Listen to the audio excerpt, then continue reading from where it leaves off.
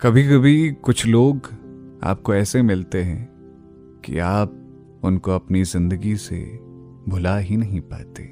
Hello hi, मेरा नाम पंकज जीना है और आज हैशटैग किस्सा में जो किस्सा मैं आपको सुनाने जा रहा हूँ उसका हैशटैग है काशी की काशी। वो बाबा की नगरी में मिली थी मुझे जब मैं ऑटो में बैठा हुआ गोदौलिया चौराहे जा रहा था।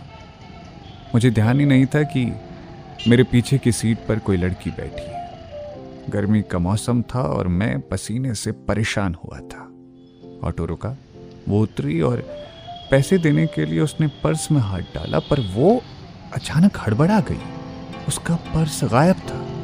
मैडम, पर्स भूल गई हैं तो ऑनलाइन पे कर दीजिए, ऑटो वाले ने कहा, पर शायद वो कोई ऑनलाइन पेमेंट का ऐप यूज़ ही नहीं करती थी। उसका गोरा चेहरा पसीने और शर्मिंदगी से लाल हो गया था। मैं खुद जल्दी में था, पर उस मासूम की निराशा मुझसे देखी ना गई। मैंने ही आगे बढ़कर कहा, लीजिए भैया, हम ही दे रहे हैं।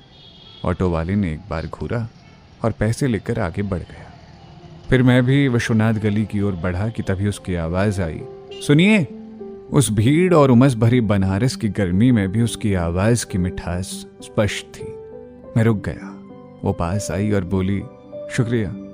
मैंने कहा, वेलकम, और फिर आगे बढ़ना चाहा तो फिर से वो बोली, अरे अपना ऑनलाइन पे वाला नंबर दे दीजिए, मैं भिजवा दूंगी पिताजी से। अरे कोई बात नहीं, 20 रुपए की मदद कोई इतनी बड़ी बात नहीं है। ना ना, ऐसे कैसे, आप नंबर दीजिए प्लीज।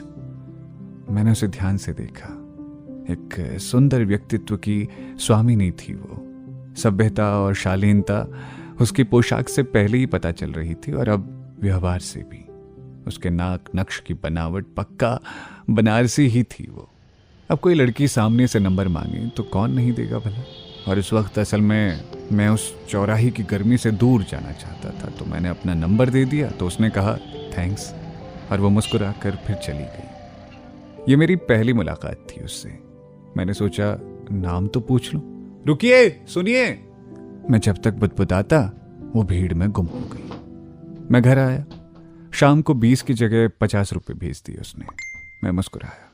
मैं कुछ दिन बाद भूल गया इस घटना को।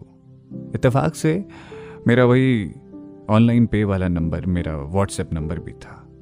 एक दिन मन कुछ खराब सा था। मैंने कुछ उदास पंक्तियां लिखकर व्हाट्सएप के स्टेटस पर लगा दी। मुझे नहीं पता था कि ऐसा करना मुझे फिर से उससे मिला देगा। उसने स्टेटस पढ़ा और रिप्लाई किया, क्यों उदास हो? मेरे पास उसका नंबर ना होने से वो मैसेज अनजान नंबर की तरह आया। मैंने पूछा, कौन? काशी, उसने बताया। कौन काशी? मैंने झुंझलाहट में फिर से पूछा। वही जिसकी आपने मदद की थी गोदौलिया पर, ऑटो वाली लड़की। हो सॉरी, मुझे नहीं पता था कि आप हो। कोई बात नहीं, मिल सकते हैं हम लोग? उसने दोबारा पूछा।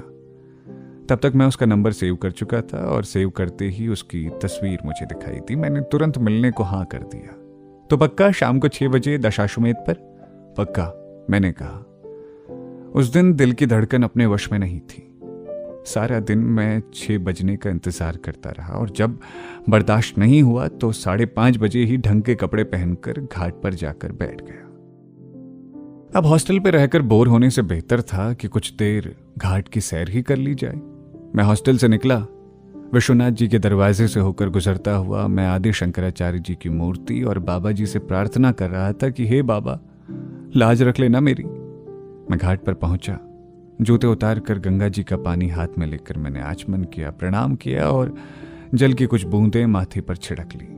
फिर वही जहां मेरा पसंदीदा स्थान था, जहां सीढ़ियों के पास वो गोल चबूतरा है और उसके भीतर कई शिवलिंग स्थापित हैं, मैंने सबको छूकर माथे से लगाया।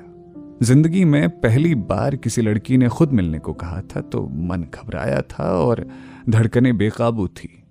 पर वो दिन सोमवार का था और बाबा मेहरबान थे शायद। मैं बैठा हुआ अस्त होते सूर्य को देख रहा था। गंगा जी में सूर्यदेव का प्रतिबिंब देखना सुखद था। तभी वो आई और बगल में बैठते हुए बोली, महादेव महादेव महादेव। मैंने कहा, क्या हाल है? उसने पूछा। बस ठीक है, मैंने कहा। सामने गंगा जी में नाव चल रही थी। खेवैया गाए जा रहा था, तोरी मिलनवा याद रही रे बटोहिया, हम दोनों सुनते रहे। फिर मुझे चुप देखकर वो जरा और खिसकी और पास आई। हम दोनों के हाथ अब टकरा रहे थे। उस दिन आप ना होते ना तो वो ऑटो वाला भले ही पैसे छोड़ देता, पर इज्जत खराब हो जाती। उसने चुप्पी तोड़ी।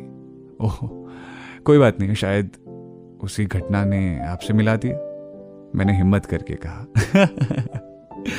वो हंसी और उसकी हंसी मंदिर से आ रहे घंटों की आवाज में मिश्रित हो गई। तो मुझे अच्छे इंसान लगे, उसने कहा। उसके बाद से मेरा ध्यान फिर से वर्तमान में आ गया। मैं तो कहीं ख्यालों में खो गया था उसके। ओह धन्यवाद।